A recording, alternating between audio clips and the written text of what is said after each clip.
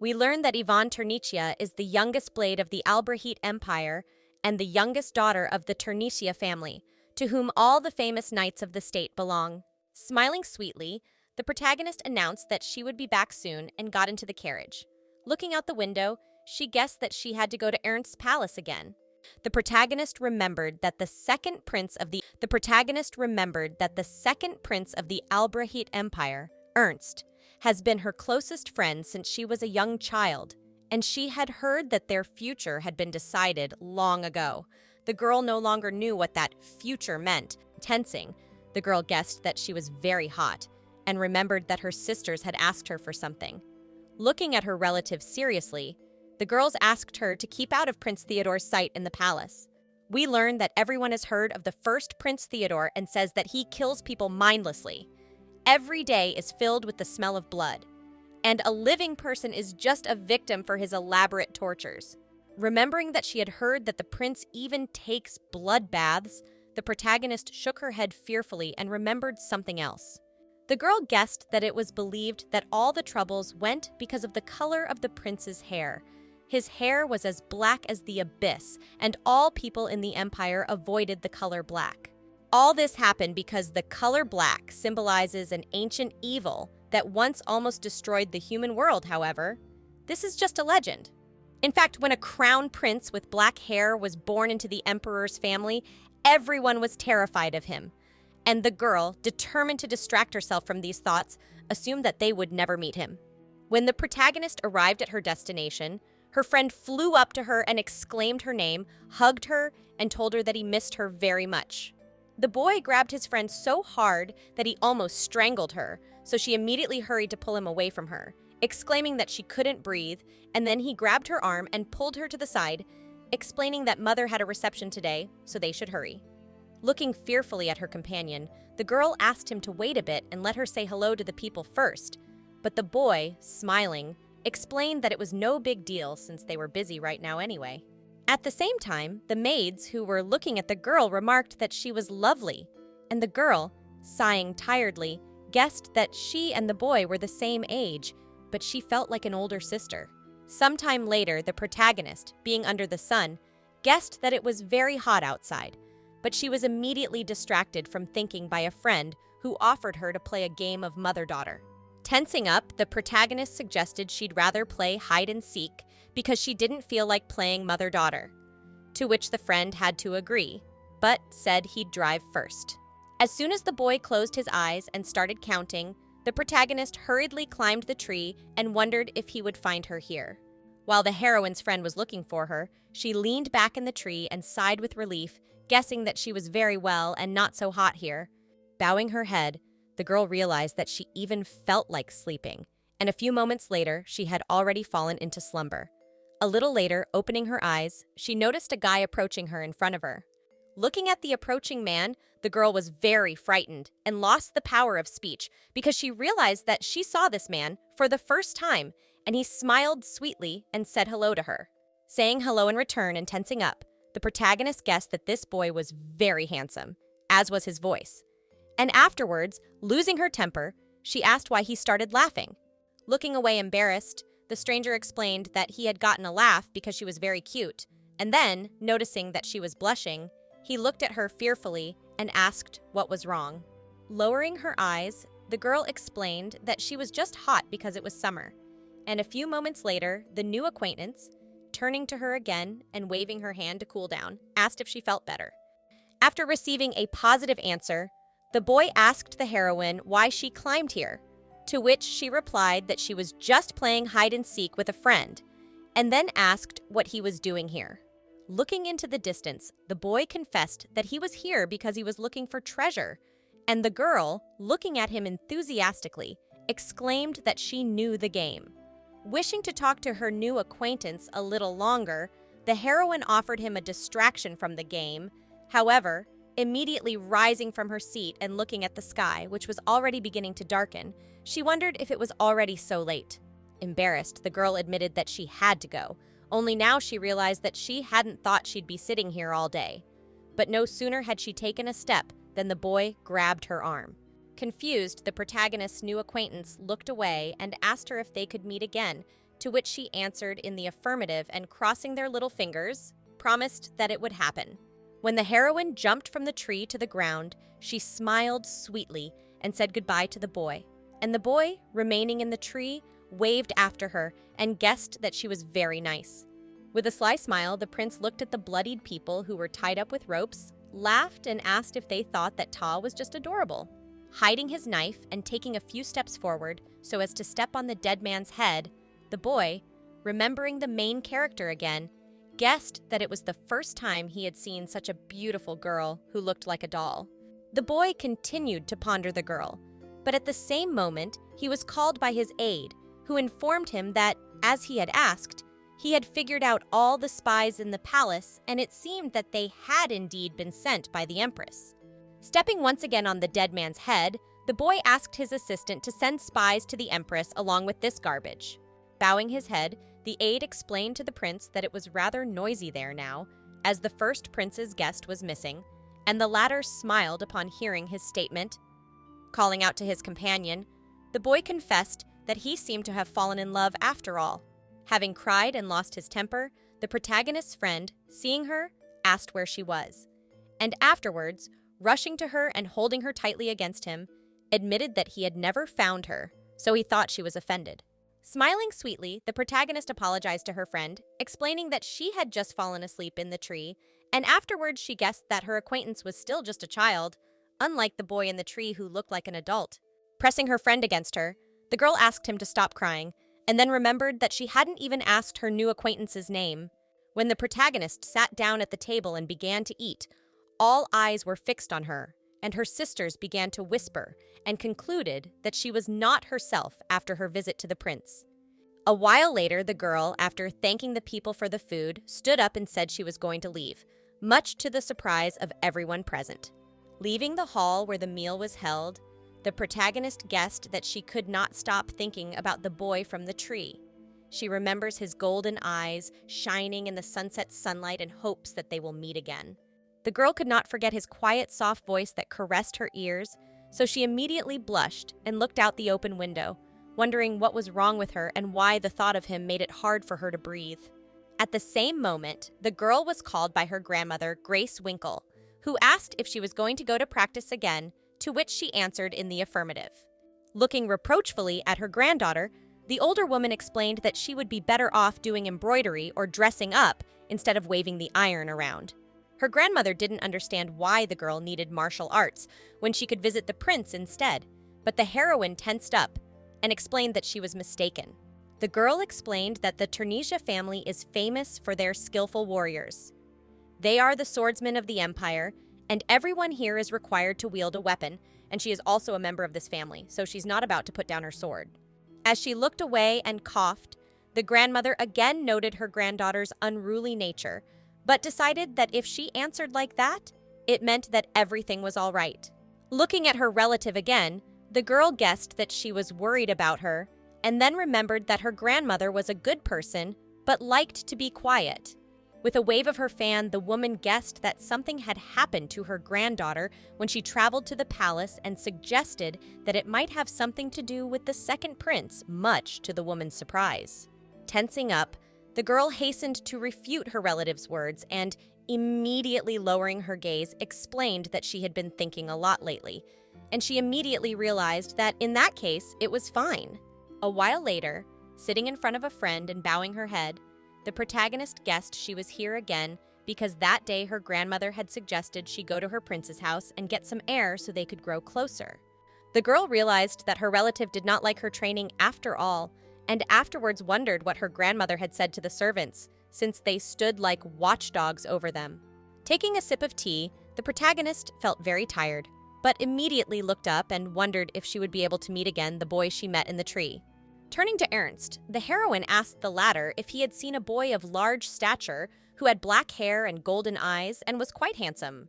Thinking about it, the heroine's friend admitted that he did not know anyone who would fit this description, but the servant immediately came to him, and the girl, sighing, guessed that he did not even remember all his assistants.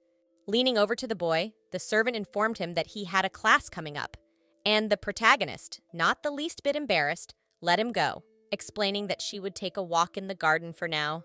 Tensing up, the boy reminded her that she might disappear again, and it was dangerous for her to be alone. But she explained that they were in the palace and nothing would happen to her. Grabbing her friend's hand, the prince asked her to promise him that she would never go to the first prince's chambers, to which she immediately agreed, but remembered that she had completely forgotten what kind of place the imperial palace was and that the second prince lived there. As the girl was about to leave, the prince exclaimed that he would not let that one go alone. So now the heroine was accompanied by her friend's servants, and she wondered if it was really necessary.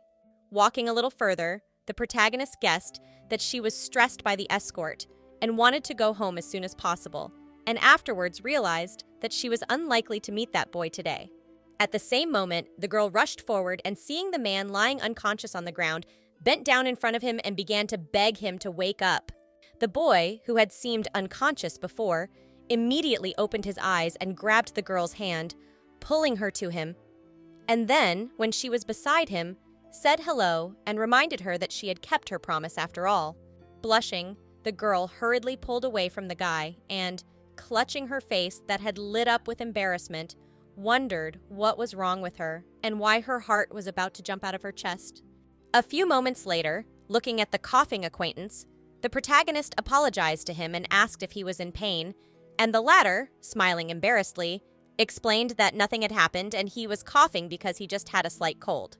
Now the acquaintance of the protagonist inquired how she was doing, and she, approaching him, explained that now it was not up to duty courtesies. Looking at the boy fearfully, the girl guessed that he looked sick and seemed to be shivering, so perhaps he had fainted due to his illness, though he tried to convince her that he was fine. Grabbing the acquaintance by the arm, the girl asked him to come with her to the palace at once, and guessed that she must find Ernst quickly to ask him to call the doctor. Without letting go of the girl's hand, the boy explained that he didn't want to go anywhere, and afterward, bowing his head, confessed that he didn't like being in the palace.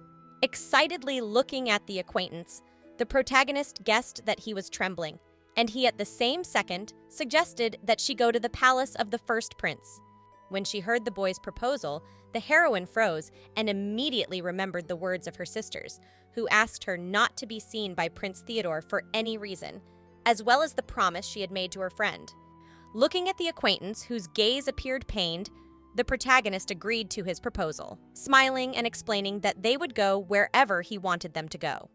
When the boy looked at his friend in surprise, he wanted to say something, but at the same moment, the maids approached them, and seeing the boy, were frightened and froze in place. The girl looked excitedly at her assistants and realized that they were just in time, and explained that she was going to escort him to the first prince's chambers, so they should warn Ernst, or he would think she was missing again. The maids wanted to say something, but he threw a terrible look at them and they shook with horror, but agreed with the lady, so, smiling sweetly and embracing his acquaintance, the boy invited her to go. At the same time, the protagonist's friend was sitting in class, and with a tired sigh, realized that he was very bored and wanted to get back to Yvonne as soon as possible. Suddenly, the prince's occupation was interrupted by the maids, who rushed into the room and exclaimed that there was trouble with Yvonne. Once in the palace of the first prince and leading the boy down the corridor, the protagonist asked if the boy was better, but not receiving an answer, she asked where his room was. Tensing up, the girl guessed that it was strange, that from the looks of it, this place was not different from the main palace. But there were no servants here at all. Deciding to find out more about this place, she asked an acquaintance if he worked here and even met the first prince.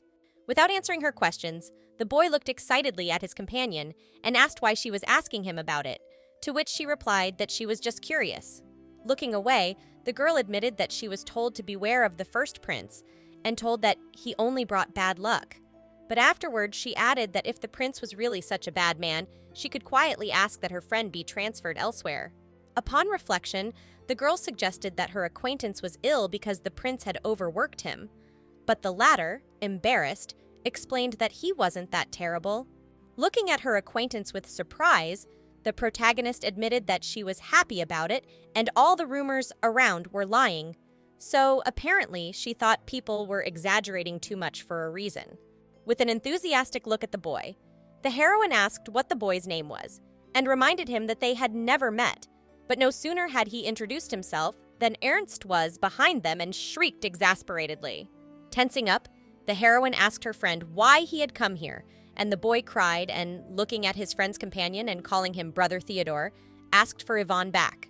Glancing fearfully at the boy, the protagonist guessed that he was the first prince, and the boy, looking at her, confirmed her guess and asked why it was so important. A few moments later, smiling embarrassedly, he admitted that his name was Theodore Rayoni Albrecht. Looking at her acquaintance, the protagonist guessed that his hair was really black as night, which means that he is really the first prince. Bowing his head guiltily, the boy asked the heroine if she was now afraid of him too, and then tried to reach out his hand to her, but Ernst, rushing toward them, did not let it happen. When the friend grabbed the girl's hand, she asked him to wait, but the boy rushed forward, and the heroine only had time to take one last look at the abandoned acquaintance. Looking at his hand, the first prince guessed that he had failed to keep the secret, which made him mad, so he immediately clenched his hand into a fist. That same evening, sitting across from his friend, the boy asked if she was all right, and she reiterated that her acquaintance was not feeling well, and she had decided to help him. With his face buried in the pillow, the prince wondered if her words were really true, but immediately reiterated that if he had hurt her and told her to keep quiet, she should say so. The girl jumped from her seat and flew up to her friend, pointed to herself, and then, looking at him seriously, reiterated that she was absolutely unharmed and that she was all right. As the heroine approached the boy, she noticed that he was greatly embarrassed and blushing. But no sooner had she asked him about it than an assistant came into the room and informed the gentleman that it was getting late, so he should not linger in the ladies' room. When the aide offered to escort the prince to his room, the prince, guiltily lowering his head and upset because he wanted to play some more, said goodbye to his friend, but the latter was glad to see him go. Turning to the girl, the servant accompanying the prince informed her that he was very glad that their guest was well, and also wished her good night. Turning away, the girl wondered what was happening to all these people, and why they were acting as if she had been in the jaws of a demon, and the boy had done nothing wrong. Looking out the window, the heroine wondered why everyone around her was saying only bad things about the first prince, when she thought he was much nicer than most people and had a warm, wonderful smile. When the girl remembered again that she had left the prince alone, she wished she could soon meet him again, and the latter, sitting in his room, at the same time remembered her. Sometime later, the protagonist came to Ernst and asked him what he was doing in general, but the latter, wearing sunglasses, explained that he could not reveal his identity. Looking at her friend perplexed, the girl wondered if he was the one who had come up with such a new game, but the one who had made her assumption deduced himself. Tearing off his glasses, the boy explained that no one could know when Theodore would show up, so he had to protect his friend. But the latter, embarrassed and lowering her head, explained that he shouldn't do that. Noticing her friend's surprise, the girl, deciding to change the subject, reminded him that it was time to go to class and his teachers were waiting for him. But he lowered his gaze and said that he had a free day today. The protagonist guessed that her friend was deceiving her, but, deciding to accept it, sighed tiredly and let him do as he wanted, and he immediately asked what she was looking for. Turning to the books again, the girl explained that she wanted to read something about the imperial palace. So as she approached her, her friend, pointing a finger at a stack of books, explained that the most recent editions stood here. At the same moment, the protagonist noticed a special book and reached for it, and after being asked by her friend why she wanted the book, she guessed that she wanted to find what she needed here. The girl decided to still find out why the first prince does not leave the palace, but deciding not to say it out loud, she explained that she was just curious, but immediately noticed that her friend blushed and smiled. The boy decided that Yvonne must have fallen in love with her brave knight who saved her from her first prince, and since she was interested in the story, that meant she was already ready to be his bride. Smiling decisively and grabbing his friend's hand, the boy explained that he would try to become a good emperor and husband, but she was very surprised by his words and wondered what he meant. Exasperated, the girl asked if she really had to marry him, and afterward added that it was the first time she had heard of it. She was angry at such a suggestion, for people should marry for love. Looking at her friend perplexed, The girl pulled her hand out and rushed in the other direction, and he rushed after her and looked around, guessing that she had disappeared somewhere. At the same moment, Theodore covered the girl's mouth with his hand and asked her to be quiet. And afterward, when she turned to him, he explained that he couldn't help himself and had come to see her. Frightened by his friend's sudden disappearance, the prince began to look for her all over the room and call out to her, but his attempts were in vain, and he decided to go to another room as he was suddenly called out by someone. When the boy turned around, he saw the teacher in front of him who, smiling, exclaimed that he could finally find him, and then immediately pulled him along and told him that today they had a very difficult topic and they had a lot of work to do. While the teacher was dragging the boy was drowning and calling for his friend, and Theodore, who was sitting with the girl, guessed that the people had left. With a laugh and a cute look at her acquaintance, the girl was a little embarrassed, and a few moments later the boys turned away from each other, afraid of such close contact. Looking at his girlfriend, the guy suggested that she was now uncomfortable with him, and also apologized for hiding the truth about himself. Noticing the heroine's surprise, the boy explained that she should realize that people were afraid of his black hair, and that's why he tried to stay away, because he didn't want her to start avoiding him. Bowing her head and then grabbing her cheeks, the girl asked the boy for permission to interrupt him, to which he agreed, guessing he had already said everything. Embarrassed, the protagonist admitted that she didn't believe these silly rumors because the way she saw him was very different from people's stories. Turning away, the heroine stated that she was actually really a little uncomfortable because she had mentioned the stories and said some stupid things to him that she was now ashamed of. With a hopeful look at her friend, the protagonist asked if they could now make up, and the latter, looking at her, agreed and guessed that now, it seems, for the first time in his life, he was really happy.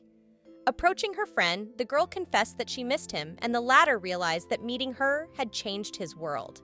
Approaching Ernst in her new dress, the girl asked him how he liked her outfit, and the latter, blushing with embarrassment, confessed that it suited her very well. Looking in the mirror again, the heroine suggested that the other jewelry was better, but her friend, who was already tired of it, stated that it was fine and she didn't need to dress up like that every day, especially while he was in class.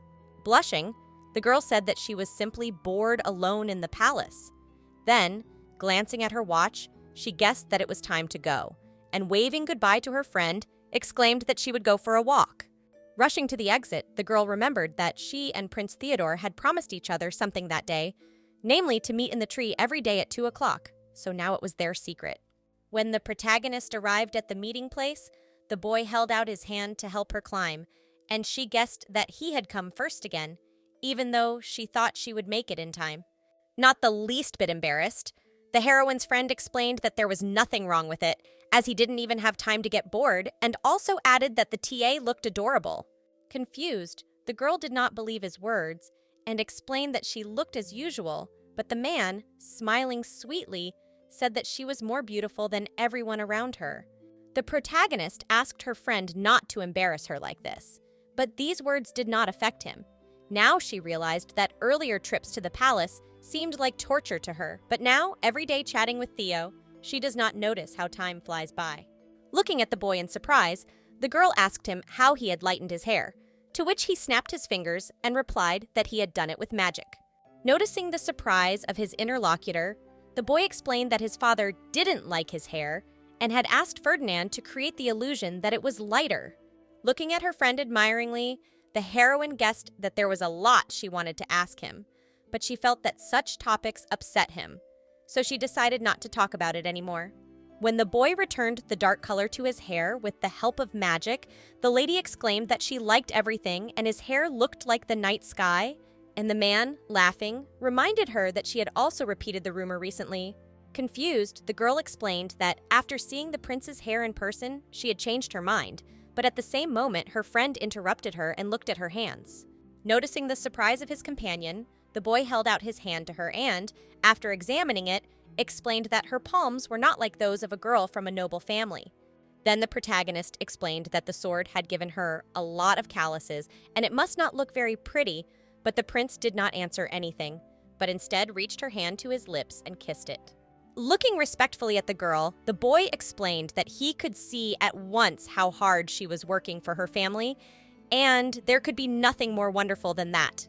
Now, he noticed the unusual scar on the girl's arm and realized that it was the mark of the ball's magic, but only knights from the Turnesia clan were capable of such a thing.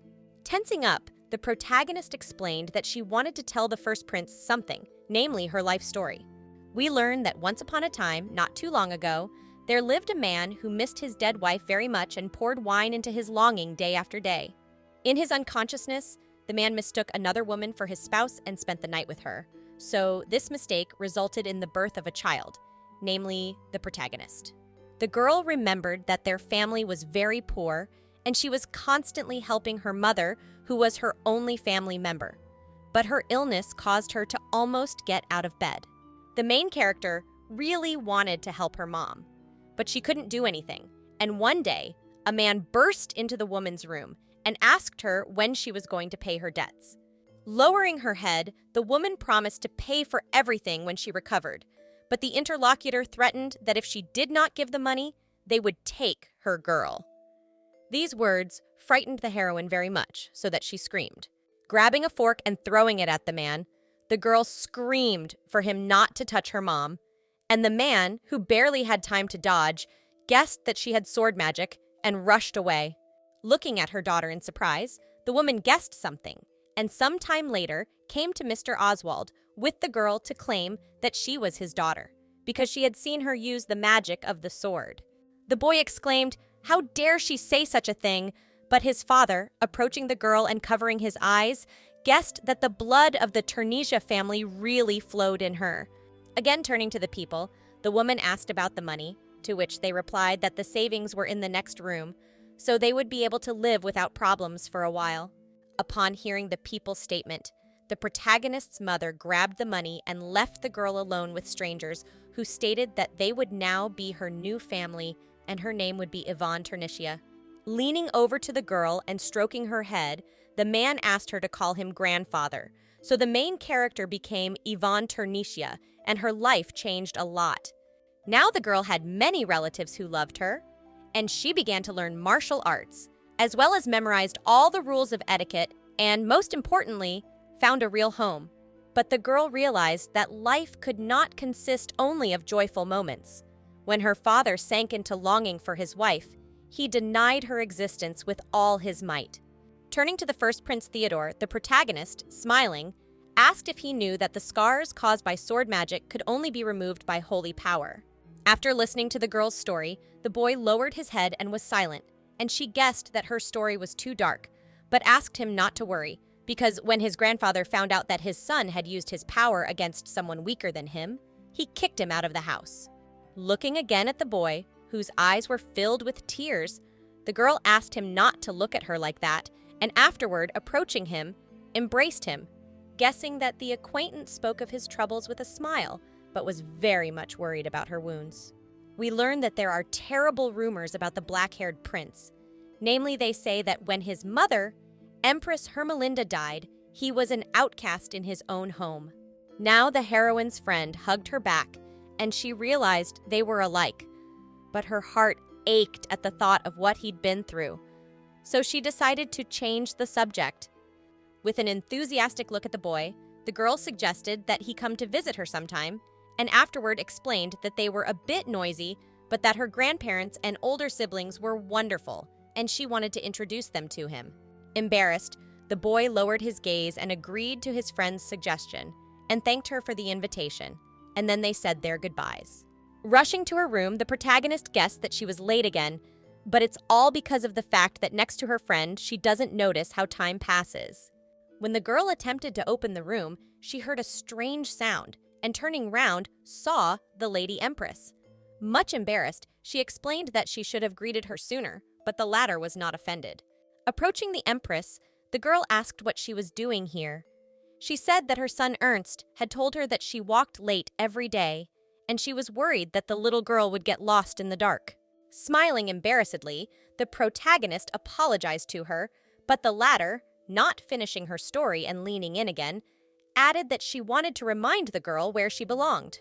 Without answering the question that followed from the heroine, the Empress rose quickly and turned around, explaining that she had to go and calling her guest by name.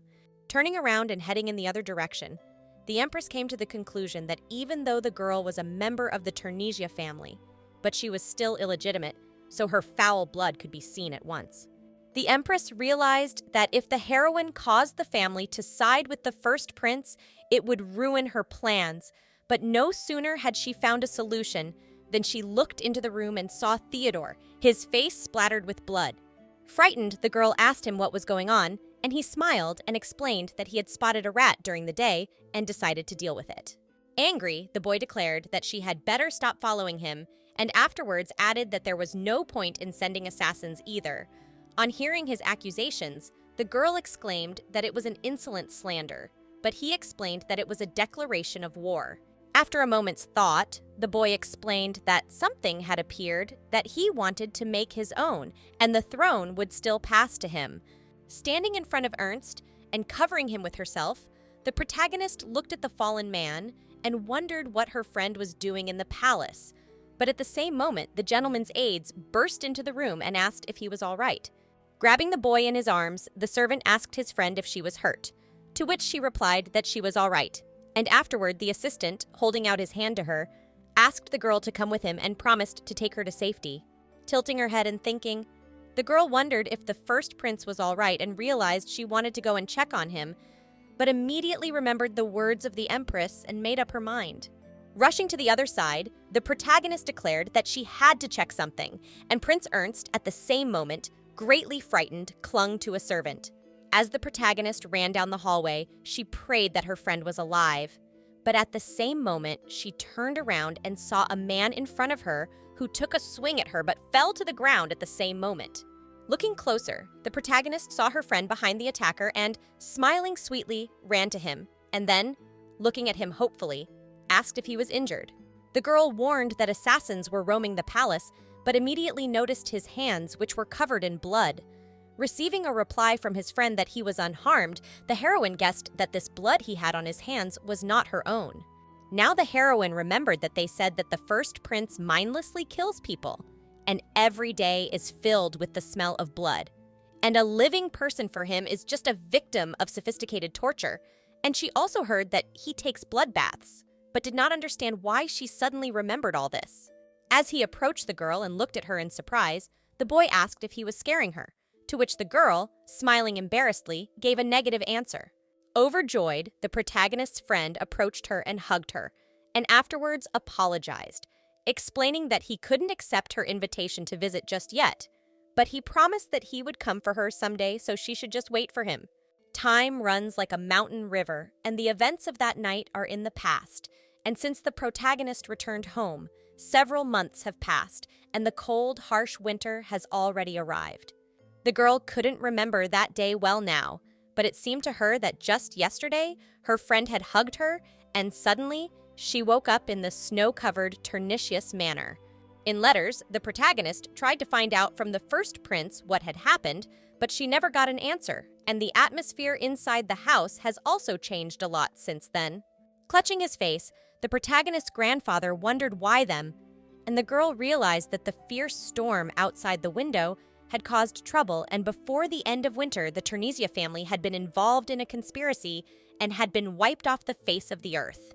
10 years later, at Ferdinand Manor, a young man approached the protagonist and asked why she was slacking again, and the people who were watching her guessed that she had gone completely to pieces. As people began to whisper, they remembered that they had heard that this person was not really from a noble family, but they immediately decided to stop the conversation. Approaching the window and looking at her reflection, the protagonist guessed that now she is not distinguishable from a guy at all, and she is already 20 years old. A man walking through a building engulfed in flames and carrying a girl in his arms suddenly stopped because he heard her state that she could fight too, but he was not prepared to let her risk herself. Calling the girl by name and putting her down, the man asked the girl to run away and afterward explained that he, her grandfather, and the rest of the people were no longer able to get away, so the girl should run to the ends of the earth. When the man put his hand to the little girl's face, she cried even harder, and he asked her to wash away the shame of their family someday when the time came, as she was their last hope. Suddenly, the protagonist opened her eyes and found herself in her room. She realized that it was all just a dream, so she immediately got up on the bed and, covering her face with her hand, began to cry. That day, she was rescued from a terrible fire by none other than the second Prince Ernst, who, despite the prohibition, came in person to save her. The moment they met, the girl was crying because her relatives were dead. Leaning over to the girl and cuddling up to her, the boy apologized to her and afterwards explained that he had promised his mother that he would only save her, but he was sure everything would be okay. Thus, the protagonist became part of the Ferdinand family, Ernst's relatives, and sometime later met Rudolf Ferdinand, Empress Margaret's older brother, and the head of the Ferdinand family who admitted to having heard of her. Looking at the girl, the man remembered that she was the youngest swordsman of the empire and the last of the Turnisha family. But he received no answer to his assumption and asked the guest to forget her past name. Approaching the girl and looking at her with disdain, the man declared that she was now an orphan he had picked up on the street and taken into his home, so she had better remember to whom she owed her life. When the young man moved a little away from the heroine, he sensed that the one had an unusual energy, namely the holy power of Rio Brante. Thinking about it, the head of the family guessed that it was simply impossible, because she was supposed to disappear from the face of the earth with the death of the last patriarch of the family Turnitius, so he decided to cast a spell on her. Glancing again at the girl, whose eyes were filled with fear, the man declared that if anyone tried to call her by her real name, they would not escape death. So began the main character's life in hell, and now she was called Eve Rovlin and thought she was a guy, and she also had to meet Miss Katerina, an unpleasant girl. One day, Katerina called the main character and asked why she pretended not to hear her, but when she received an answer, she exclaimed that she did not need her excuses. We learn that Catherine Ferdinand is a distant relative adopted by the Ferdinand family and was to be the consort of the next ruler. As a gift of adoption, the girl chose the main character, thinking she was a boy, and from that moment on, it made her life even more unbearable. As she approached the heroine and slapped her across the face, the girl looked at her with disdain and declared that she had never liked her, but acted as if she were an aristocrat and was forever looked down upon. Katerina added that the heroine is a common slave and knight's apprentice, and also stated that she could cut her life short right now, but as a future empress, she's going to show mercy and help her remember where she belongs. No sooner had the girl finished than she was called out by Mr. Benjamin, the present head of the family, son of Rudolf Ferdinand, who immediately, looking sternly at her, asked what she was doing. Not a bit embarrassed, Katerina replied that she was just teaching her lover wisdom, but the head of the family, approaching her, reminded her that no one had asked her to do so. With a sly smile, the girl stated that Mr. Rudolph had given Eves to her, so he was her property and she could do whatever she wanted with him. But she added that if the Lord could pay the price she named, she promised not to touch him again. Tiredly closing his eyes, the man reminded her that now the girl had to prepare for her guests, as Emperor Theodore was going to pay them a visit. Upon hearing the man's statement, the protagonist froze in place, and Miss Katerina grinned and said she was pleased to hear such news, but reminded her of their arrangement and asked her not to blame her. When the girl left, the head of the family approached the heroine and asked to be allowed to look at her face, but no sooner had he examined her wounds than he noticed that she was blushing because she remembered her childhood friend. A while later, after the man took the heroine to the trauma center and examined her, he said he was done with the treatment and was sure there would be no scar left. Turning away, Benjamin explained that he would give her the medicine and she should apply it every day. But no sooner had he finished than the girl called out to him and asked him what kind of deal he had made with Katerina. Not paying attention to the embarrassment of the interlocutor, the heroine, lowering her head, said that if it had something to do with her, he should not worry, because he had already done a lot for her.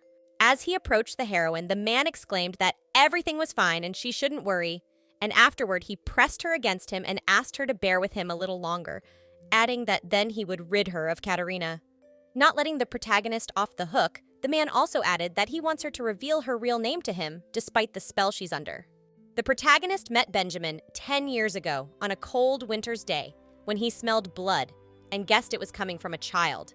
As the man approached the girl, He guessed that her pure and bright image didn't go at all with the smell of blood.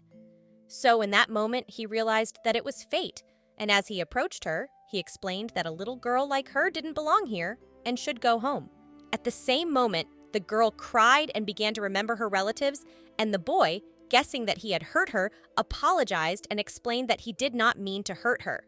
Kneeling down in front of the girl and hurriedly wiping her tears, the boy introduced himself by name and then recognized her new name, which she whispered in a tear-shaking voice. The guy knew then that his new acquaintance was lying, but his heart fluttered, and soon he learned the whole truth about what had happened to her.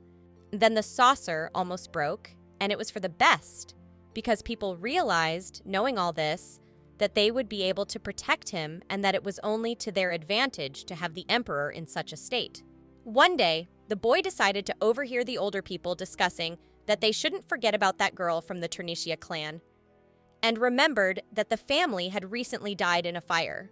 With no home or family, a lonely girl who doesn't know where to go was left completely helpless. And for Benjamin, it became a good opportunity, because for the first time, he did something for another person.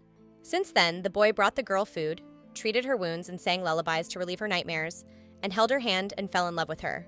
The lad got rid of those knights who abused her and also killed her father and the Empress Margaret, who regarded the girl as their object, so he became the patriarch of the Ferdinand family. The man's goal was not to help Prince Theodore ascend to the throne, but what happened happened. However, the important thing is that he did his best for Eve. Sometime later, the gentleman came to Miss Catherine, and the latter, looking at him without any fear, inquired what business he had come on, to which he immediately replied that she had again injured the heroine. Turning away from the man, the girl grinned and said that he might not even thank her, since she was the one who had allowed him to spend time with the heroine, and he liked her. Smiling deviously and extending her hand to the man, the girl explained that he would be able to get Willow when she became empress, because they had made a deal. A little later, the protagonist walked again to the tree where she had met the first Prince Theodore. Even after all this time, her feet carried her here when her soul was troubled. The protagonist remembered the boy who had reached out to her while sitting on the branch. But now that she had climbed up there, she was completely alone and looked up at the sky and wondered if her friend still remembered her. The heroine realized that if her friend really remembered her, she was still bound hand and foot, and if someone called her by her real name, they would not escape death. The girl was very tense about this curse because it didn't matter if she would reveal herself or if someone would find out her name. She didn't want to see someone else die again, but still, every time she saw Theodore, she was afraid she wouldn't hold back. Suddenly, the branch on which the heroine was sitting broke off, and she flew down, but was caught by the first Prince Theodore, from whose lips she was afraid to hear her name. At this time, Mr. Theodore's assistants, looking around, called out for him, but saw him with a girl in his arms. At first, the protagonist could not believe that it was really him, but was later convinced that it was her acquaintance. When the heroine put her hand to her old friend's face, he wanted to call her name, but she immediately gagged him with her hand and knocked him to the ground. Now the girl remembered that Rudolph's curse had two conditions. 1, the person must not recognize Yvonne Turnitia in her, and 2, no one must call her by her real name. The protagonist wasn't sure, but she hoped Theo would be safe if she just didn't let him say her name.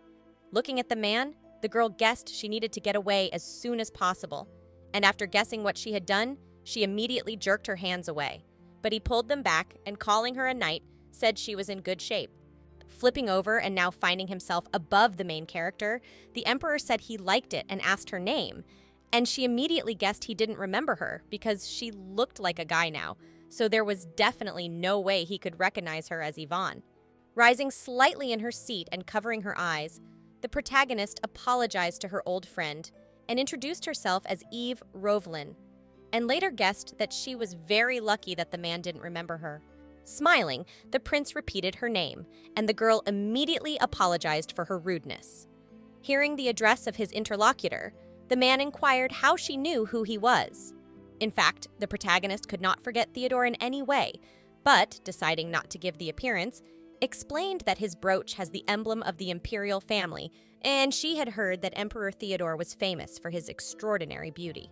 Smiling and turning to Eves, the man explained that he had a request for his new acquaintance. He said that he was curious to know where the man lived, so he would like the man to give him a tour. Noticing his interlocutor's surprise, the man promised, in that case, not to tell anyone about the fact that he had knocked the emperor down, so the knight had no choice but to agree. Starting the tour, the protagonist showed the emperor the training area, which, to her surprise, had no one on it, despite the fact that it was training time. The girl also wondered where everyone had gone, but, deciding to ignore it, suggested that the emperor go to the dormitory, which he agreed to.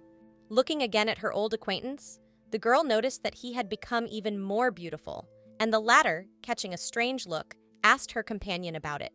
Turning away, the protagonist said she was just curious as to why he was here, and the man lied that the emperor just had to check on his troops. Now, the heroine guessed that the cruel prince had become a good ruler, but she wasn't even a real knight and they weren't supposed to meet. When people approached the dormitory, the protagonist opened the door, and a man stepped inside and wondered if this was her room, so small and with dilapidated walls. Turning to his companion, the man asked if that was all the Ferdinand family could give her. But she immediately replied that she was only an apprentice, and that was more than enough. Looking at the girl with disbelief, the emperor asked again how someone like her could be an apprentice, and she immediately remembered that Benjamin wanted to promote her, but she decided not to stand out even more. The emperor couldn't believe that his new acquaintance was only an apprentice, so he immediately stated that apparently the local knights were completely blind. Having drawn the girl's hand to himself and kissed it, the man looked at the heroine strangely, and the latter, much frightened, immediately wondered why the old friend was doing this if she looked like a guy. Smiling, the man declared that he was glad his old friend hadn't changed at all, and the woman, guessing that he recognized her, immediately fell all over him.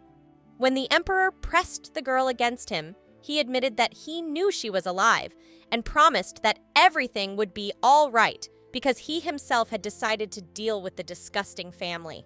The emperor, placing the protagonist on the bed and approaching her, kissed her on the forehead and called her his treasure, and remembered that all these 10 years she had lived in his soul. When the man learned that the lives of her family members had been taken by a fire and she herself had disappeared, it was as if his heart stopped. But 10 years later, he is happy he was able to find her.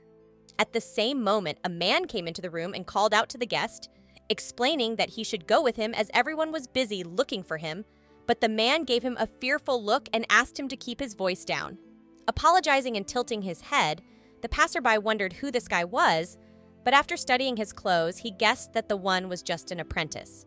Turning to the man again and speaking more softly, the emperor's attendant informed the man that Katerina was waiting for him, so he need not linger any longer.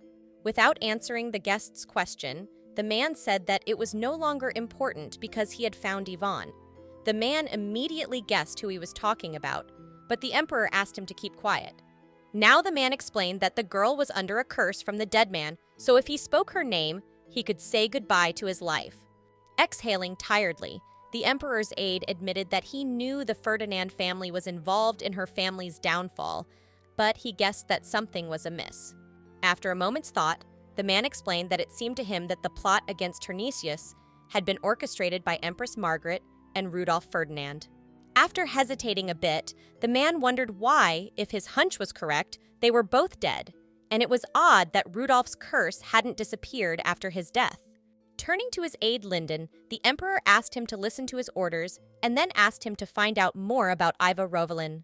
When the protagonist opened her eyes, she saw all her relatives in front of her and guessed it was a dream, but a very good one. However, it immediately got even better when Theodore pressed against her. When the girl opened her eyes, blushing with embarrassment, she guessed that this dream was very strange. Looking around, she realized that she was in her room, but she didn't remember going to bed. Nor did she realize how long she was here. Climbing up on the bed and looking around, the girl assumed that she had dreamed about meeting Theo too.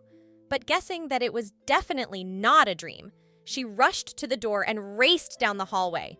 The protagonist immediately rushed through the house in order to find her old friend, but ran into Benjamin who, looking at her fearfully, asked where she had been, and afterward explained that he had been looking for her for a long time. Pulling away from the head of the family, the girl explained that she had an urgent matter, But the latter said that it was not the time for that and she had better hide. Having never answered the heroine's question about why she should hide, the man asked her to just obey him. But the woman, pulling away, exclaimed that she just needed some time because she wanted to check something out. When the girl rushed in the opposite direction, the man asked her not to go that way, but she did not obey, and finding herself in another room, she saw Theodore, before whom the servants were bowing. The emperor had been called the young tyrant of Albrahit, but she had thought it was just a silly rumor before. However, things were happening now just as they had 10 years ago. Noticing that the heroine had come to him, the emperor explained that she was just in time and offered her a ride with him, as he wanted to accept her into his personal guard. Noticing the protagonist's confusion, the man explained that she had a talent and he was sure she could protect it. But no sooner had she given an answer than Benjamin appeared in front of her. Looking sternly at the emperor, the man declared that his suggestion was inappropriate, and then, catching the displeased look of his interlocutor, hurriedly covered the girl with his cloak. The man's statement enraged the emperor, and he looked at his interlocutor with hatred and guessed that the new patriarch of the Ferdinand family was in front of him. As the emperor clenched his hand into a fist, the man who stood across from him knelt down and pressed his hand to his chest as a sign of respect and saluted the lord of the Albrahite Empire, adding that he was honored. Looking at the emperor with his former coldness, the man reiterated that, nevertheless, Yves Rovland belonged to the Ferdinand family, so he could not let him go with him. Surprised, the man reminded him that Yves was only the knight's apprentice, so he saw no problem with that, and besides, the knight had already given him his permission. Hearing this statement, Benjamin turned to the girl and asked if it was true, but she immediately shook her head, and he, turning to the emperor again, said that his jokes were unnecessary. Smiling, the emperor said that in that case, he was going to simply order the lad to come with him, to which the interlocutor replied that this was impossible, as he, as the patriarch of the family, forbade the knight to leave the estate. With a hateful look at his interlocutor, the man asked him to set his price. But no sooner had he given an answer than Miss Katerina came up to them, who, smiling, said that, in that case, he should go to her. As the girl approached the men, she greeted His Majesty and introduced herself as Katerina Ferdinand and remarked that she was unspeakably glad to see them, but the emperor looked at her with contempt and remarked that this conversation did not concern her. Refuting the emperor's words, the girl explained that Mr. Rudolph had once given her this knight, so its price should be discussed with her. After listening to the girl's explanation and smiling, the emperor agreed to her proposal, and she also said that, in that case, she wanted to become empress. But before she could finish, she fell to the ground because the emperor hit her with a sword. As the girl fell to the ground, the man looked down at her, and afterward, crouching on his knee in front of her, explained that the payment for Yves would be her life, and added that of course it was an exorbitant price. Looking at Miss Katerina, who began begging for mercy, the protagonist guessed that this man really could kill her. Katerina shook herself and held out a bill of sale to the emperor, confirming her ownership of the knight and adding that she was giving him Yves. Glancing at the paper, the heroine guessed that Katerina had always carried it with her. When the emperor began to study the document given to him, the protagonist wondered what would happen to her if she now belonged to Theodore. When the emperor studied the contents of the bill of sale, he hurriedly tore the piece of paper, and the protagonist guessed that her cage had finally opened and there were no more obstacles left. Holding out his hand to the protagonist and looking at her hopefully, the emperor admitted that he had no intention of turning her into a slave, so he asked again if she was going to come with him. The protagonist, who still loved her old friend, held out her hand and gave him an affirmative answer, but at the same moment, Benjamin, who was standing behind her, spoke up. Grabbing the girl's hand and leaning in front of her, the man asked her not to leave, but she released her hand from his grasp and, apologizing to him, said she wanted to go with Theodore. Turning away from Benjamin, the girl thanked him for all he had done for her. She was saying goodbye to her only friend in this hellish place that day. Smiling, the emperor admitted that he was very glad that she had chosen him, and added that she would have had to be led into custody otherwise. Guiltily lowering her gaze, the protagonist explained that she didn't think the gentleman would be walking alone in the park, so she didn't intend to hurt him there. But he, not answering anything, only hugged her. Approaching the girl closely and looking into her eyes, the man confessed that he had loved her since their first meeting, so now he wished he could call her by her first name.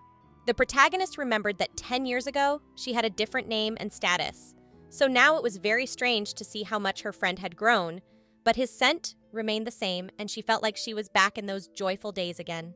As they flew up to Miss Catherine, the maids began to beg her to wake up and to call the doctor quickly. Benjamin alone stood like a stiff-necked man and promised himself to tear Theodore to pieces. Seating the protagonist next to him in the carriage, the man asked if she was comfortable with the ride, to which she responded positively and thanked him for his concern.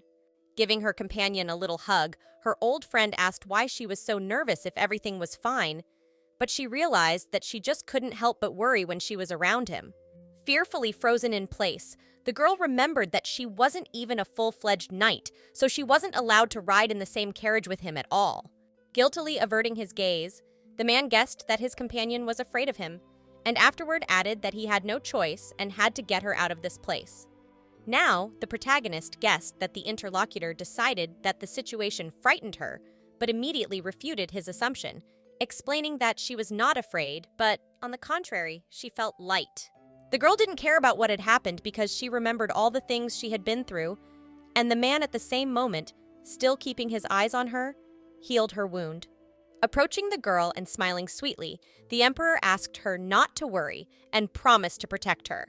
But she looked away and said that she was the one who should protect him. Agreeing to her proposal, the man approached her closely and asked her to do him a favor. Now the protagonist noticed that his hand was trembling. Paying attention to the surprise of the interlocutor, the man called funny that he is an emperor, but very afraid of blood, so the heroine immediately realized that he deliberately put up a fight there for her sake. When the girl took the emperor's hand, the latter, clinging to her and resting his head on her shoulder, confessed that he was glad she had come with him. Sometime later, they reached the palace, and everything went as usual. There, the emperor granted the girl the title of his personal bodyguard. Because of many cases, the promotion of the main character had to be postponed, but she finally became a knight and a member of the emperor's personal guard, which she was very happy about because her hands had not held a real sword for a long time. The girl was very worried about the relationship with her coworkers, but fortunately everything was fine and they were very happy with her, although she thought they would not accept her into their ranks. So began a peaceful life of the protagonist, and now it seemed to her that the past 10 years were just a terrible dream, but there was something that worried her. Once, a girl stood guarding the emperor all day long, so he took her by the hand and held her out to him, sat her down at the table, and brought her sweets, even though you were supposed to be guarding him. After picking up his fork and feeding his friend, the emperor said that she could guard him sitting down as well, and added that his other guards weren't too stressed either. His last words were addressed to his aide, who, hearing that the emperor was expecting him to confirm, immediately agreed. Guiltily lowering her gaze, the girl guessed that she didn't have to stand, but she still found it strange that the others were afraid of the emperor if he was really so friendly. Sitting down at the table and turning to the assistants who came, the man said that he was pleasantly surprised by their work, so that he even wanted to give them a reward, namely, a very long vacation, and he asked the cooks to independently try the desserts that were served to him. The emperor was always nice and polite to the servants and other people in the palace, as well as taking care of the knights. He had once stated that only Eve would remain in his personal guard, so everyone else could go home early and not worry, as he didn't doubt his skills. However, it seemed to the protagonist that being an emperor was very hard. Just when she had time to think about the fact that her comrade was still the same, but something about him had changed. He wiped the cream off her face, explaining that she had gotten dirty. This action greatly embarrassed the helpers who were standing behind the people, so much so that they ran out of the room after being greatly frightened, much to the embarrassment of the main character as well. When the room was empty, the emperor lay down on the girl's lap and was glad that it was finally quiet, and explained that he wanted to rest a bit because he was working too hard. Despite the fact that everything was fine, recently the main character was bothered by something, namely the behavior of Theodore, who constantly wanted to spend more time with her. Sometime later, The protagonist turned to the emperor, who was still lying on her lap, and asked if it was time to get up. But, after receiving a negative answer, she reminded him that he still had a lot of work to do. Thinking about what she should do in such a situation, the girl plunged into her thoughts. But the man drew her away from it and asked her to sit a little longer next to him. When the protagonist put her hand on his forehead, she guessed that her friend was like a small child, and afterward wondered if he treated everyone that way. The man looked at the girl and asked her if she didn't like being treated like that. But when he noticed that she was embarrassed, he explained that he only behaved like that with her. As he approached the girl and touched her face, the man admitted that all other people were afraid of him, but next to her, he could relax. Now the protagonist felt her friend's hands trembling again, so she hurriedly leaned her hand on them and asked him not to worry, promising that she would always be there for him. After listening to the girl's promise, the emperor looked at her with recognition, fell to her and looked at her enigmatically, asking her what she was thinking about now. Greatly embarrassed and blushing with shame, the girl replied that she was not thinking of anything, and the emperor said that he was sad to hear this, as he had hoped that she was thinking of him now.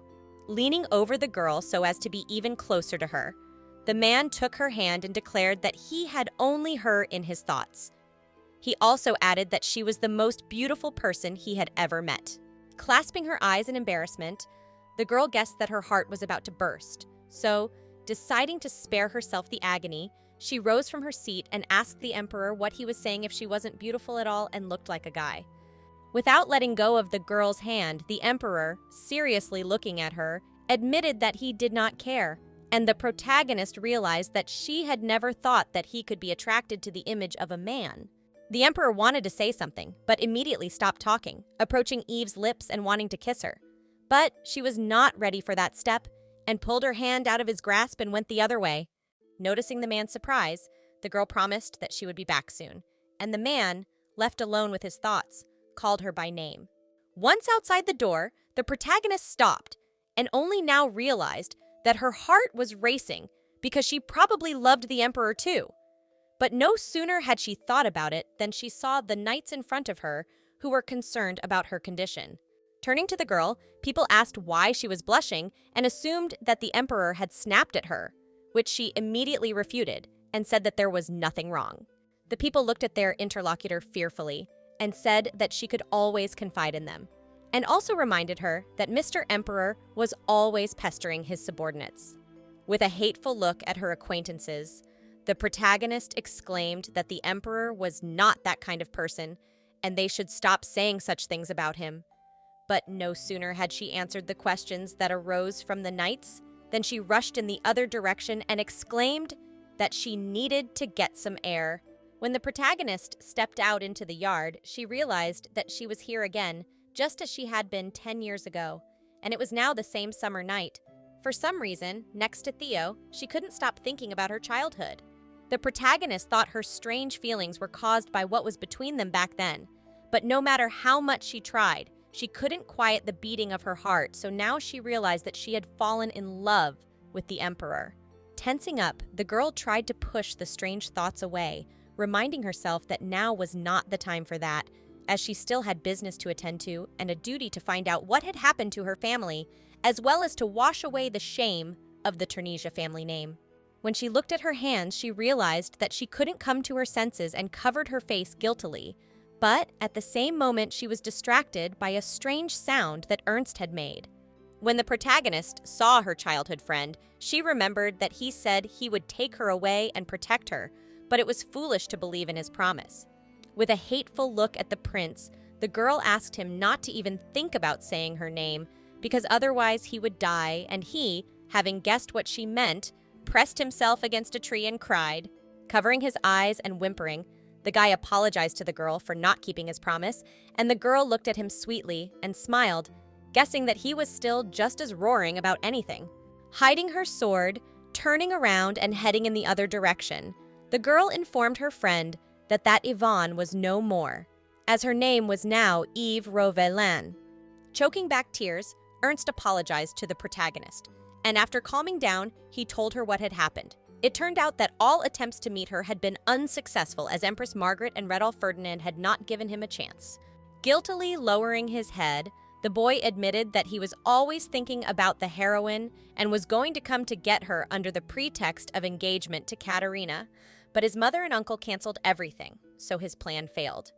When the lad lost his support, namely his mother, Crown Prince Theodore became emperor, and although Ernst was not going to claim the throne, the emperor was watching his every move. Lowering his head, the heroine's old friend apologized to her again, but she explained that everything was already in the past, but was surprised that he recognized her immediately, even though she had changed a lot. Looking at the girl and smiling sweetly, the guy exclaimed that he just couldn't do otherwise, and she immediately remembered that Theodore couldn't recognize her at once. Suddenly, the emperor approached the boys and said that for a long time he couldn't understand where his friend had gone, but when he saw her old friend, he explained that it was rather impolite. Looking sternly at the girl, the emperor declared that she ought not to amuse herself with other men in the service, so, seizing her by the arm, proposed that she should go with him, but Ernst intervened in the conversation. Frightened, the boy hurried to stop his brother, but before he could do anything, the latter had already taken the girl behind him and led her to the palace. As the emperor led the girl down the corridor, he squeezed her hand hard so that she clutched it in pain, and later he asked her what she was doing with Ernst and why they looked so cute together. Now the protagonist guessed that it wasn't a slap or a boiling pot splashed right in her face, but for some reason everything inside her squeezed. Deciding to smooth things over, the girl apologized for leaving her post, but asked why he was so angry with her if she was nobody to him. Looking seriously at the heroine, the man asked if she really didn't understand, and later, still without an answer, explained that he didn't want to see the person he loved with another man. In fact, the main character couldn't understand why Theodore didn't realize right away that she was the same Yvonne and fell in love with Eve, so she cried and he had to comfort her.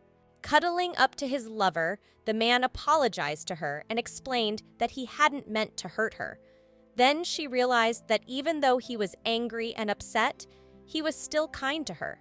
As she hugged the man, the girl realized that she seemed to really love him, and he, noticing her strange reaction, asked if she liked him, to which he had no answer.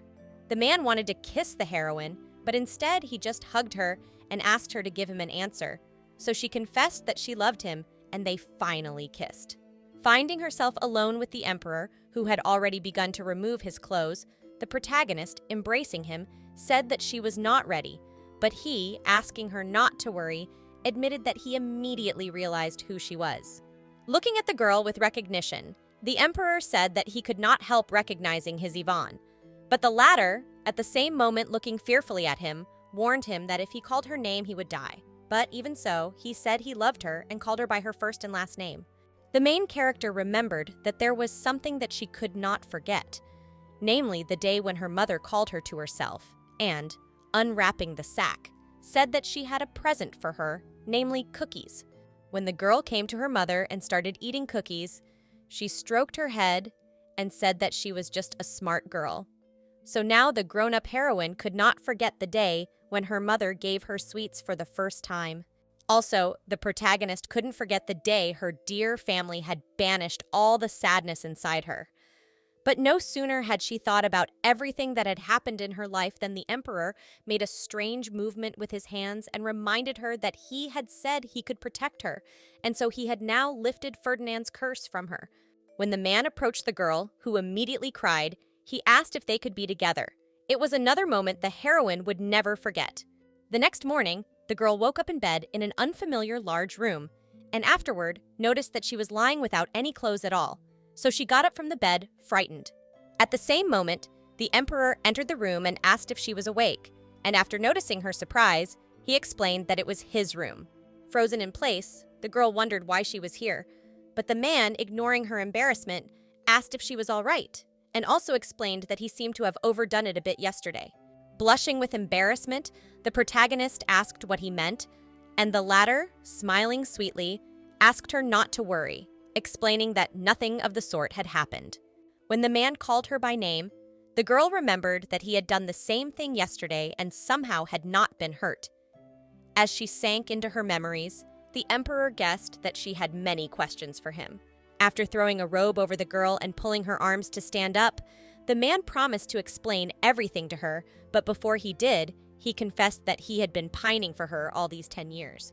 Sometime later, sitting at the table opposite her lover, the heroine asked when he realized that she was Yvonne, to which he replied that he could determine it immediately when he saw her. Calmly covering his eyes, the man explained that it was hard to forget the person you love. However, greatly embarrassed, the heroine asked why he did not tell her about it immediately. Smiling, the emperor explained that she was ready to run away the second she saw him, so he decided to hold off, but it was hard to hold back when she was burning him with her gaze. Blushing, the girl guessed that she was simply hopeless, but deciding to moderate the subject, she asked how he had broken the curse, and the man explained that he had used holy power to do so, with which he had broken a cup at the same moment. Noticing his interlocutor's surprise, the emperor told her that Reobrante's holy power could cure anything, so it didn't matter if it was a wound or a curse. He had even cured her wrist scar in this way.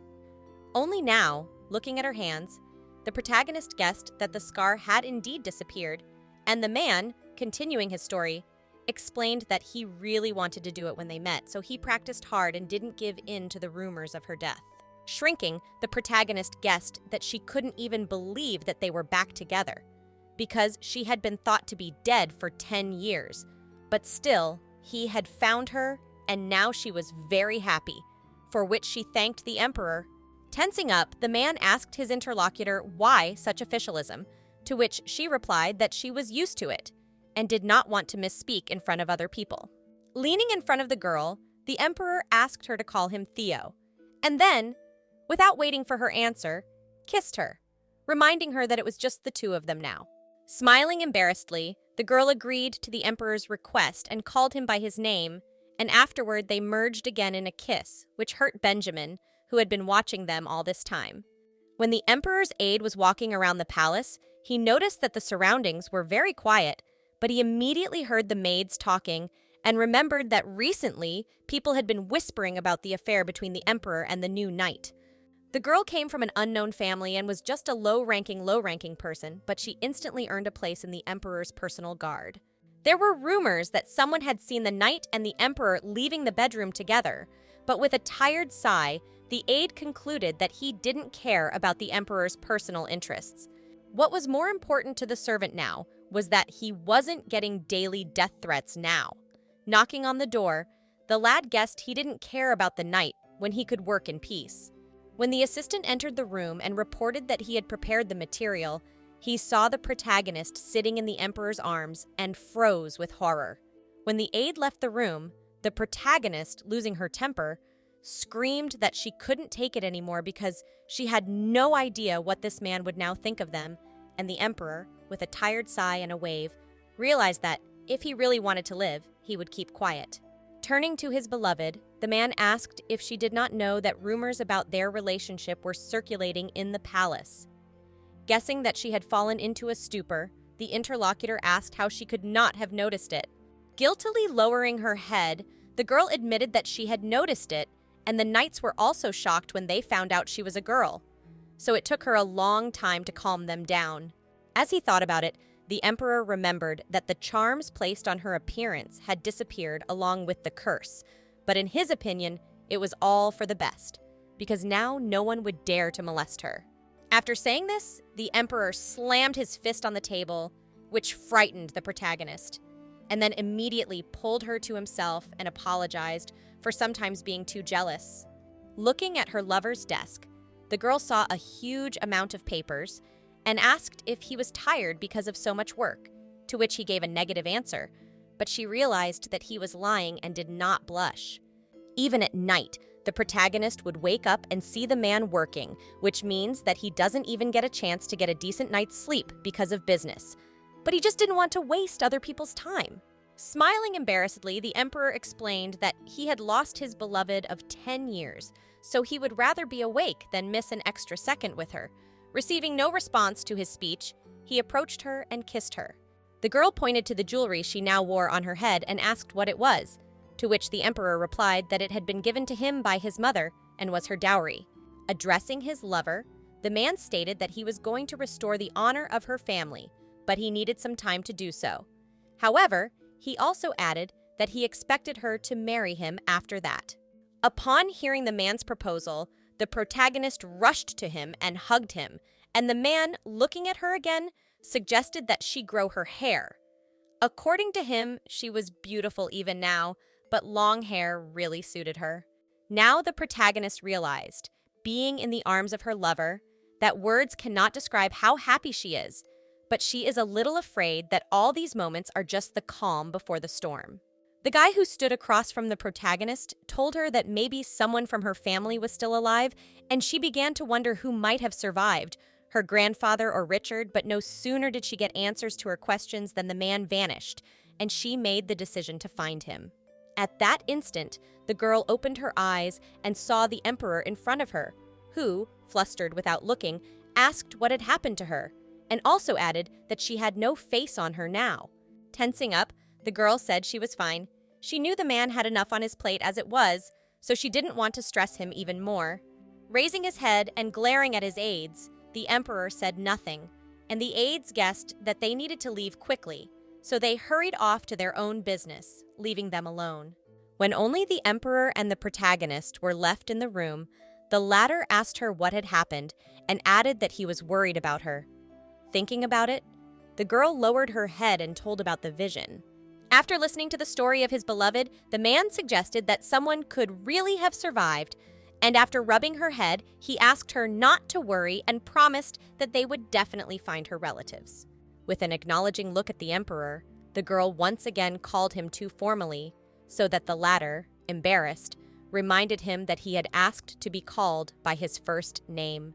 Smiling sweetly, the protagonist thanked her interlocutor, but he was also embarrassed by such gratitude, so he came closer and pressed himself against her.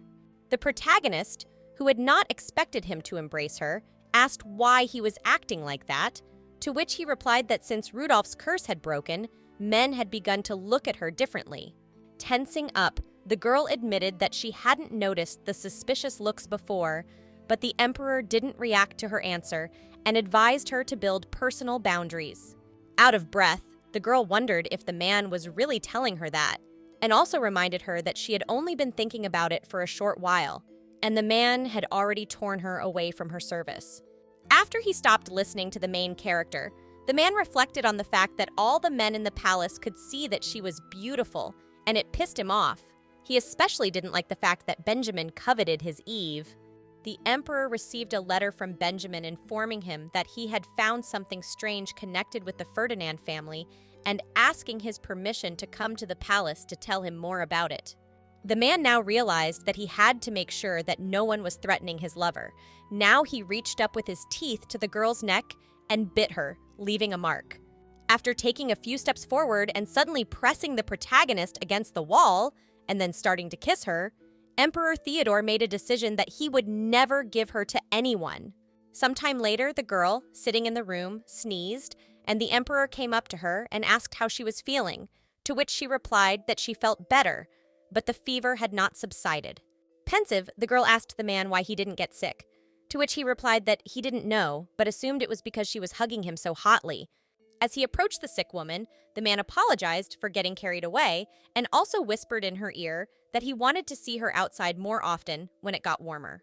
After jokingly pushing the emperor away and threatening him with her fist, the protagonist reminded him that he had a job to do and promised to handle things here on her own since she wasn't a child. Tiredly looking at the emperor, the girl guessed that he was not so worried, although he himself always worked all night long, but he did not pay attention to it, but asked her to drink medicine if she felt worse. Turning around and heading for the exit, the man promised to leave the servants outside the door so that she would call for them if they were needed. But before he left, Eve grabbed his clothes. When the man turned around, the girl jerked her hand away sharply and apologized to him, and he moved closer to her and hugged her goodbye, promising to return soon. When the door behind the man slammed shut, the protagonist guessed that he always expresses love by his actions and his soft voice, and she every time does not have time to answer him in the same way. The master got tired too quickly, so he was sometimes better off stopping, but he never accepted the offer of a break from his assistants and hurried on. The protagonist plunged into her reflections that she loved the emperor very much, but sometime later rose from her seat and noticed that it was snowing outside the window. She decided that when the man returned, she would be the first thing to tell him that she loved him more than anything else in the world. When the protagonist rushed out of her room, she was noticed by the knights and asked what was going on, to which she replied, looking at them fearfully, that she was told that something had happened to His Majesty. Rushing to the girl to calm her down, the knight said that the emperor was fine, but it was better not to disturb him now, and besides, she didn't look well and needed to rest. Attempts to calm the girl had no effect on her, so she rushed to the door and opened it to see that her lover was badly wounded. Looking at the man, the protagonist smiled and was glad that he was unharmed, but the moment she entered, a vase fell on the floor, and the emperor, noticing it, asked her to shut up as he already had a headache.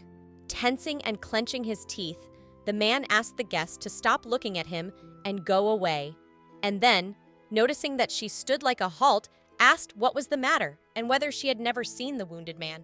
Scared to look at her lover, the protagonist wondered what was going on here, but he did not want to see her anymore and asked her to get out of his sight. At the same moment, the emperor's aide approached the girl and asked her to come out.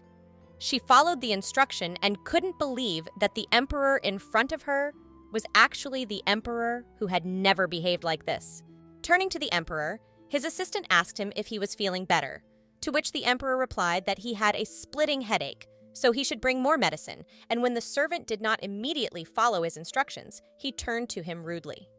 Grimacing, the aide explained that he had never seen the gentleman in such a state before, but he paid no attention to his words because he looked out the window and noticed that it was snowing in the middle of summer. The aide, coming out to the protagonist, told her that the emperor had lost his memory in the last 6 months, namely from the time of his visit to the Ferdinands until today. Lowering her head, the girl realized that the man had lost his memories of her. The man, talking to the assistant, was even surprised that he had fallen off his horse, and afterwards explained that it was quite different, and it was someone who had knocked him down, and also remembered that he seemed to have seen in the blinding sunlight a face he missed. Holding out a handkerchief to the girl, the emperor's aide explained that she shouldn't despair, because in fact, he had always been like this. Noticing the girl's surprise and ignoring her question, the servant explained that he had a request. Approaching the interlocutor, the guy asked her not to leave the emperor because she was the only person he let near him, and since she appeared, he had softened, and before that, people had never seen him like this. Looking at the girl guiltily, the guy explained that the emperor had now stated that he wanted another bodyguard, so she should be careful because if he decided to kick her out, the matter could end up with much more serious injuries. Tensing and gathering her courage, the girl decided that she would not leave it like that. So sometime later, when the emperor was feeling better, she came to his office and greeted him, explaining that she had returned to duty after an illness. The emperor, who had been writing a letter before, stopped abruptly and, looking sternly at his aides, reminded them that she had ordered him to find another bodyguard, to which the servant replied that it was not such a simple matter. Tensing up, the man asked him to finish the matter quickly, and the protagonist, disappointedly lowering her gaze, guessed that he really didn't recognize her. It didn't scare the girl because she knew that what was forgotten could be remembered, and she had always been the one he loved, so she would be able to prove how much she loved him. When the emperor approached the girl, she tensed because she remembered the words of her aide that if he decided to kick her out, the matter could end up with much more serious injuries. The man looked threateningly at the protagonist and raised his hand, and she was already clasping her eyes in fear. But he put it on her head and said that she still had a fever, so she shouldn't have come here. As soon as the protagonist relaxed, the man grabbed her by her clothes, threw her out of the room, and asked her to come back when she was cured, adding that her place would likely be taken by then. Once outside the door and crying bitterly, the girl guessed that the man's speech was rude, but he was still her good Theo and she could bear it for a while. 2 days later, the protagonist learned that the emperor had found a new bodyguard and wondered what would happen to her now, to which the servant replied that she shouldn't worry and could consider it an extra vacation.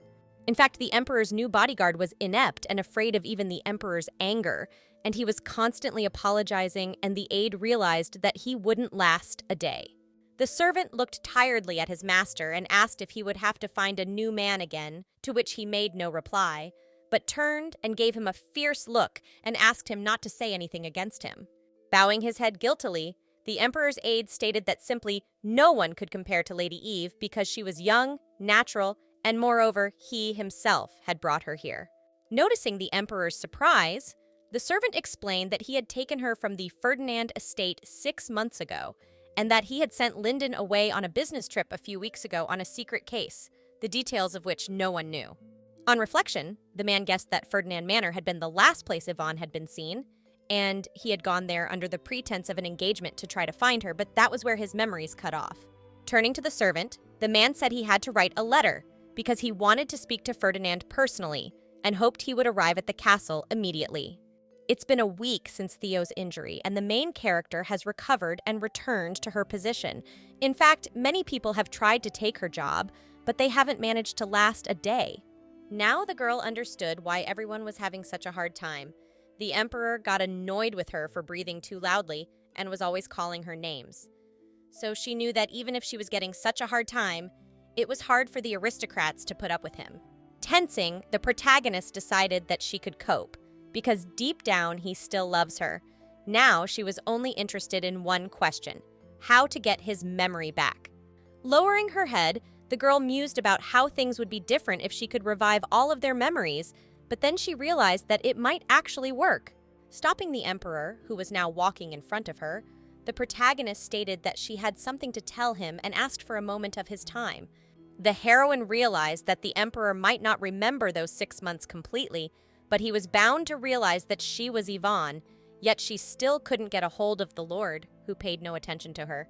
Running forward and grabbing the man by his clothes, the girl exclaimed that it was important, and the man, looking at her in surprise, guessed that she very strangely and persistently tolerated the terrible treatment of herself, and he could just shake off her little hands, but he could not push her away.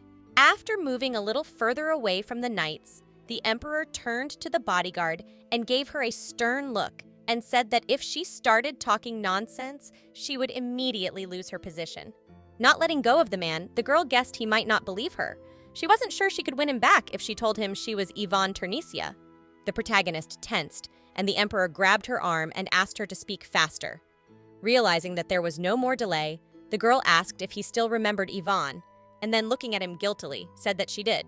The man looked at her in surprise and guessed why he had felt so strange around her, but now he looked more closely and realized that she looked a lot like Yvonne, but he couldn't feel her energy, so he thought he'd mistaken her for someone else. When the emperor heard the girl's statement, he fell to his knees in front of her and felt sick. And after a few moments, he decided that the girl was only a fake and an empty shell. Now the emperor remembered that he didn't know when it started, but at some point he began to feel threatened by others and realized that he had gained the holy power of Rio Bronte. It was clear to the boy then that his relatives would be furious if they learned of his abilities, but little has changed since then. His mother was adopted by a noble family for a successful marriage, and so she became empress. From then on, both the mother and her son, of course, didn't care for the boy, and he got fed up with it. So he started killing, and people started talking about black hair being a bad sign. From then on, in the boy's life, the days dragged meaninglessly one after another. But one day, he met Yvonne, and for the first time, he felt the desire to possess and cherish someone. Yvonne became the reason for the prince's life, and for her sake, he was willing to do anything. But he was careless, and people managed to get to her family, so she suffered because of his greed. The boy prayed to the heavens to keep the heroine alive, so the trail of holy power he left behind was his last hope, and he believed he would find her wherever she was. In order to carry out his plan, the guy needed to eliminate all threats so that his mistake wouldn't happen again. So now he made a decision to be more careful and confident and went through all this for her. That's when the man got a headache and remembered what he had been told, that they had found information about Yvonne Turnisia, now named Eve Rovline. When the gentleman woke up sometime later, the protagonist looked at him hopefully and rejoiced that he had come to his senses, and he immediately guessed that his heart was racing at the sight of her. The man assumed that it was the appearance of his interlocutor, but she knelt down in front of his bed, glad that he was awake, and explained that she was very worried. When the emperor lifted the bodyguard's face to his and looked into her eyes, he wondered why she was looking at him like that. He didn't want her to drive him crazy by being like Yvonne. Suddenly, the man drew the girl's hand to his, and after studying it, he guessed that there was no longer a scar on it, which confirmed that she was not his childhood friend, but a common fake. Throwing the girl's hand away from him, the emperor, angry, asked her not to touch him.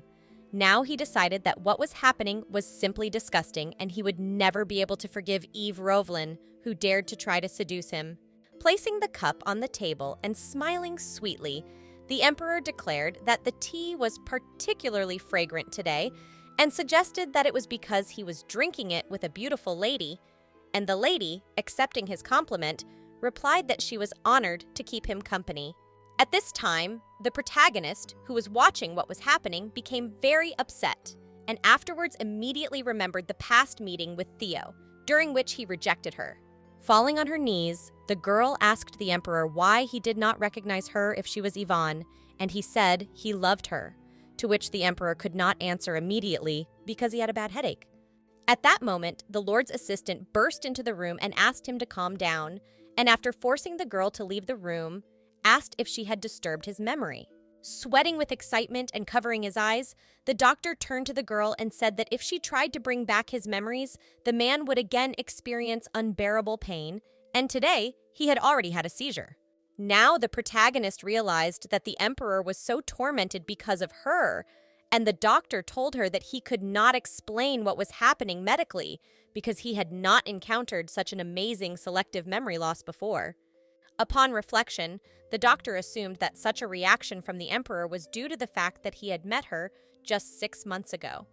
Never coming to a conclusion, he planted that if they didn't disturb his memory, they could avoid problems. Now the heroine, watching the lover, remembered his words that he could never forget the girl he loved and guessed that he was just a liar.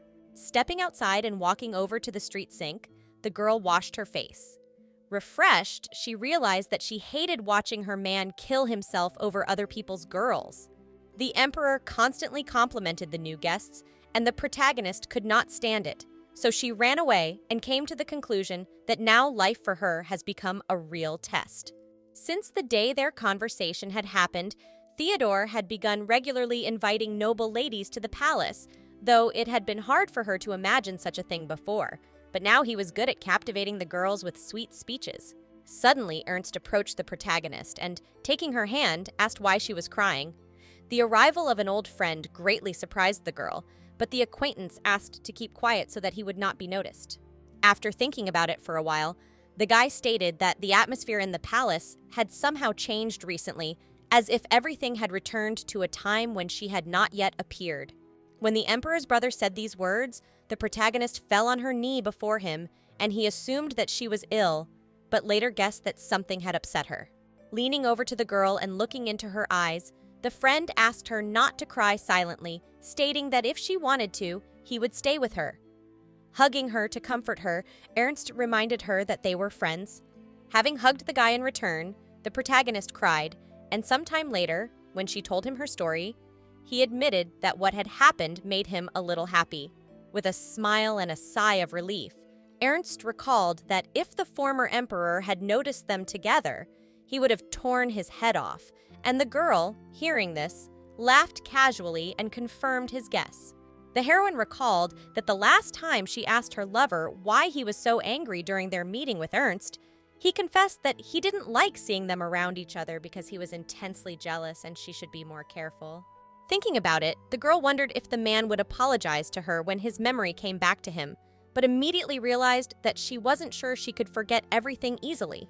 In fact, the heroine really loved the emperor and was ready to forgive him a lot, so she wished that he would quickly remember everything.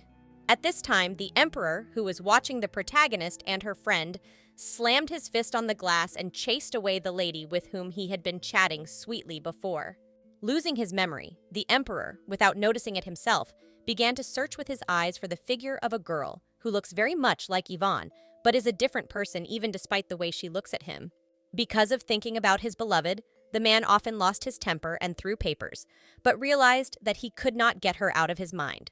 Turning away, the emperor decided to stop thinking about this fake, and decided it was her fault that he couldn't concentrate because she was talking about love without knowing anything about him, so he couldn't forgive her. Out of breath, the emperor guessed that he should have thrown the protagonist out at once, and she, now standing not far from him and covering her eyes, remembered that he had been ignoring her all this time. This day was unusual because the man just sizzled her with his gaze, and she realized that she must have been wrong when she thought she knew him well. Suddenly, the emperor's assistant entered the room and said that he had a visitor, and the protagonist thought it was some girl. But no sooner had she invited her than the man called her to go with him. Frozen in place, the protagonist wondered what was even happening to him, but, deciding not to resist, escorted him to meet Benjamin, who, seeing the emperor, crouched on his knee. Standing behind the man, the protagonist stopped startled when she noticed the familiar, but no sooner had the emperor said hello than the girl stepped forward. After bowing, the guest introduced herself as Katerina Ferdinand, and after seeing the protagonist, she looked her over and smiled slyly, so that she wondered what they were doing here. When Benjamin wanted to start his speech, he was interrupted by Katerina and informed him that she had a private conversation with the gentleman, so she would like to speak to him alone. At this point, the protagonist rushed forward and stated that as her personal bodyguard, she would not allow her to speak to the emperor. But the man put his hand on her shoulder and calmed her down a bit and agreed to talk. Smiling sweetly, the guest thanked the emperor for his positive response, and as they left the room, Benjamin ordered a few people to be left outside the door and let the others return.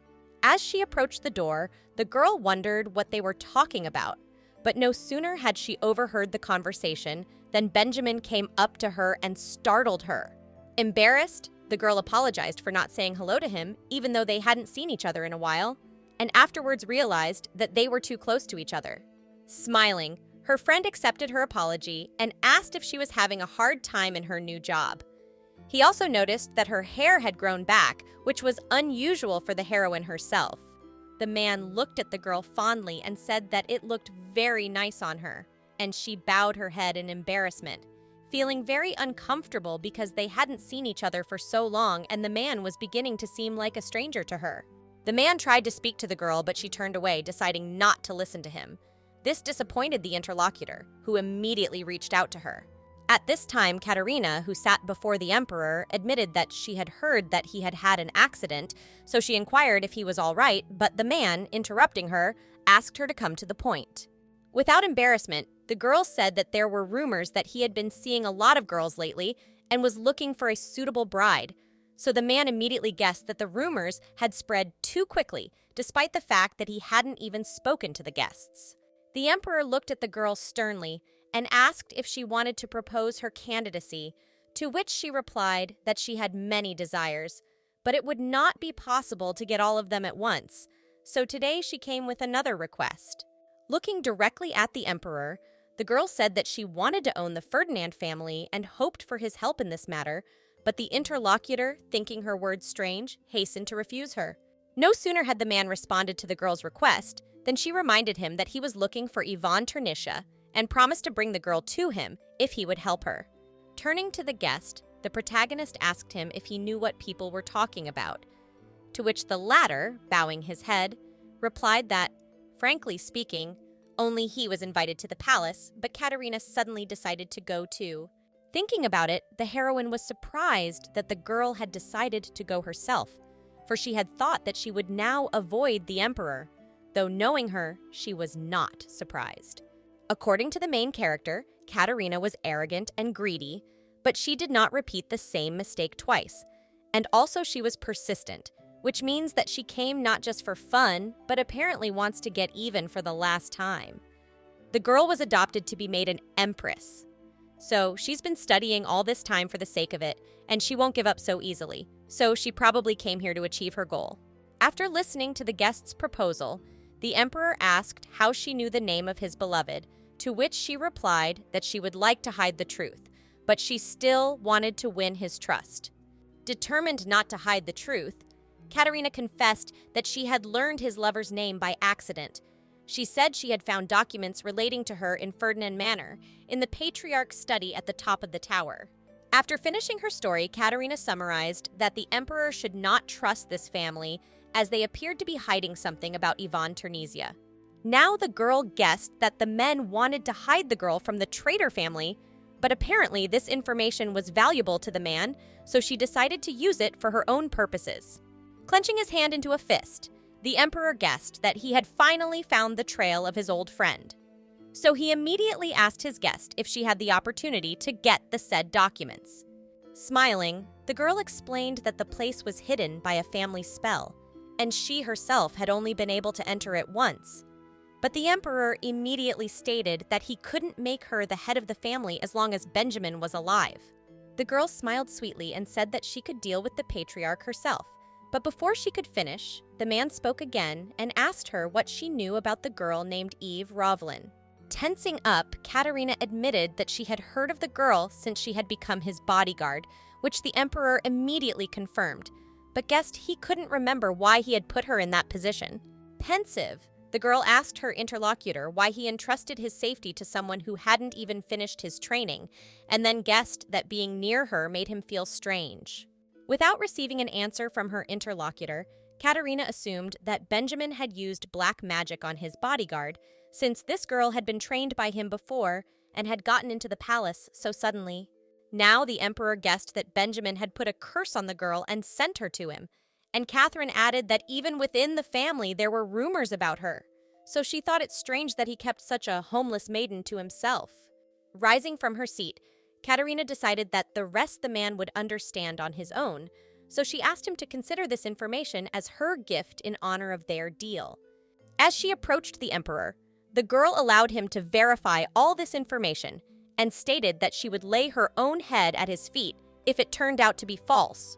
But if he was convinced that it was true, she hoped it would help her earn his trust.